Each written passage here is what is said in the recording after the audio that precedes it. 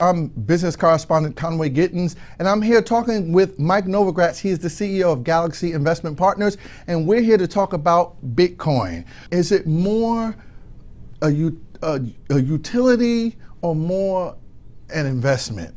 Like, how should people be looking at? I mean, people on Main Street right hearing now, this. I think Main Street and Wall Street should look at it the same way, that Bitcoin is digital gold.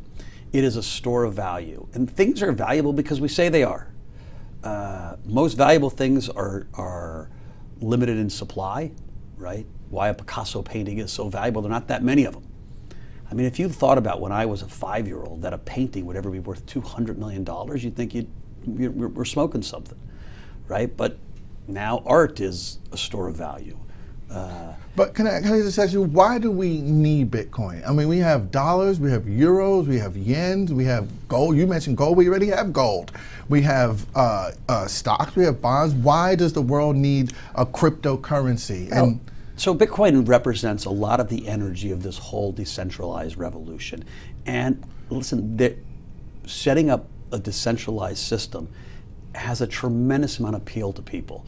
You know, right now in a lot of systems, we've got to trust something. So if you're in Venezuela, you had to trust the central bank was going to behave responsibly. Well, guess what? They didn't.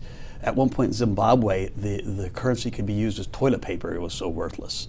And so if you were in Zimbabwe and you were trying to, guess what? The central bank, the government let you down. In 2008, it felt like here in America that the government and banks had let us down. And so people thought, can we come up with another system that we don't have to trust one person? That trust can be distributed across a variety of people. And so the genius of this technology is not one person controls it.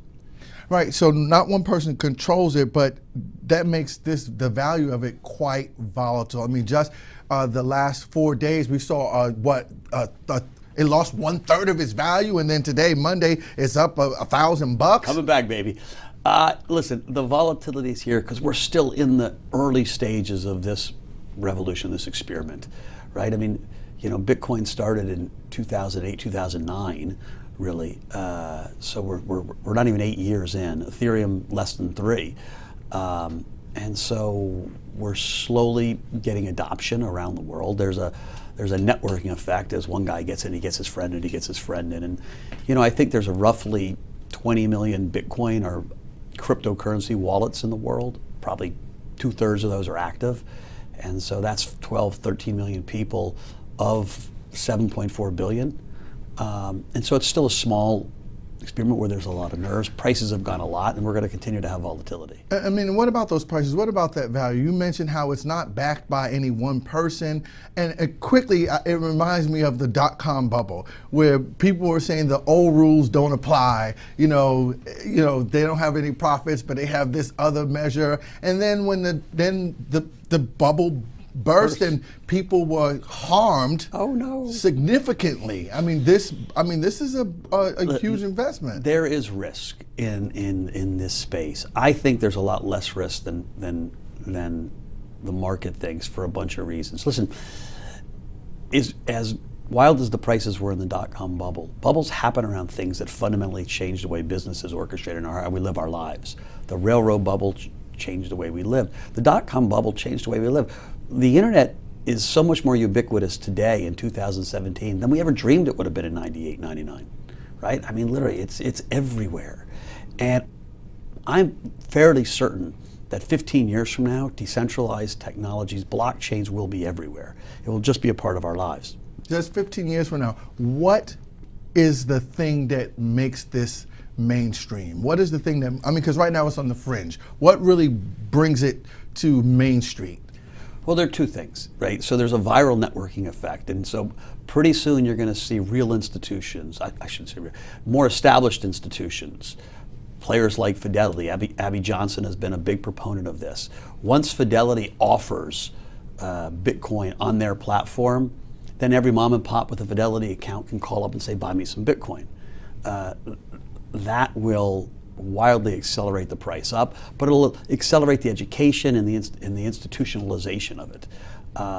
When Square or PayPal or Venmo has a Bitcoin option where you can buy Bitcoins on those systems, So ease of access, when JP Morgan or Goldman Sachs allows their high net worth salespeople, the traditional access points of institutional money, that will really accelerate the adoption. Not just of Bitcoin, but the whole crypto space. So I know we got to run. On December 31st, 2016, Bitcoin wasn't even $1,000. Today it's at $6,400. What is your projection? What is your outlook for the price of Bitcoin? Listen, I said recently that I thought Bitcoin would be at $10,000, within 3 to 6 months. That was 2 months ago.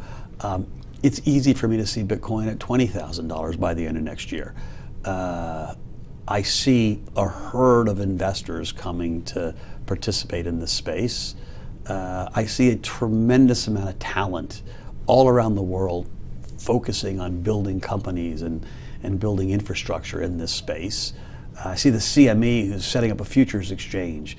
Lots of different competitors trying to set up securities lending and futures. And so we're going to see this ecosystem mature. So there are always risks to projections. What stops that from happening? There are plenty of risks. I think the biggest risk, and I think it's low probability, would be a concerted G20 effort against this system. I don't see that. Christiane Lagarde came out with a very positive speech maybe 3 weeks ago. The US regulators have been very open-minded. They're working with the system, not against the system. And so right now, I think there's a tailwind. We got a pretty crazy president. Who knows? He could turn in reverse and, say something that would, and do something that would be negative. Again, I don't think it's a high probability. There have been hackings. Most of those hackings happen on platforms built on top of the system. It's virtually impossible to crack the Bitcoin or the Ethereum code themselves. It's literally like the energy of 18 galaxies times 100 galaxies. Ain't going to happen. But there have been plenty of weaknesses on people building on top of the code, getting money in. And so there's been a couple public ones that have set the system back a little bit. If you had a whole bunch of those happen at once, people would lose confidence. I don't see that happening, but again, that's a risk. Although it does take just a little itty-bitty thing to rock confidence in Bitcoin, as we can see over the last couple of days. This is Mike Novogratz. He is the CEO of Galaxy Investment Partners. I'm Reuters business correspondent Conway Gittins. Thank you for joining us. Bitcoin's meteoric rise is attracting a ton of attention, but is it ready for the mainstream? JP Morgan Chase CEO Jamie Dimon recently called Bitcoin a fraud and said that cryptocurrency prices are in a bubble that will eventually burst. Many investors have stayed on the sidelines as cryptocurrencies are seen as too volatile and don't have the safeguards that most financial assets do. A number of hedge funds, however, are investing in cryptocurrencies, and Goldman Sachs is reportedly exploring how it could help clients trade digital tokens. Other companies are stepping up efforts to bring cryptocurrency to the mainstream, opening regulated exchanges, creating futures contracts, and attempting to list exchange-traded funds. The recent surge in cryptocurrency prices has coincided with a flood of interest about the blockchain technology behind Bitcoin, which uses a decentralized and public ledger of transactions that can't be manipulated. IBM, Microsoft, and Toyota have all invested in blockchain and are looking at potential applications ranging from food safety to driverless cars. So what is preventing even more widespread adoption? Regulation, or the lack thereof. In July 2017, the SEC announced that federal securities law may apply to some cryptocurrencies without providing concrete guidelines to determine which ones. Meanwhile, China has outright banned ICOs, or initial coin offerings, along with the exchanges where coins are traded. Guidelines for individuals that mine and trade cryptocurrencies also vary wildly, with countries like Venezuela going as far as putting miners in jail. So what's next in the year ahead? The cryptocurrency community is eager for clarity from regulators on ICOs, trading, mining, and taxes. As that happens, more investors and end users could dip their toes in the water. Many have compared the current state of blockchain to the early days of the internet, a digital Wild West teeming with opportunity. And just like the internet, There will likely be winners and losers.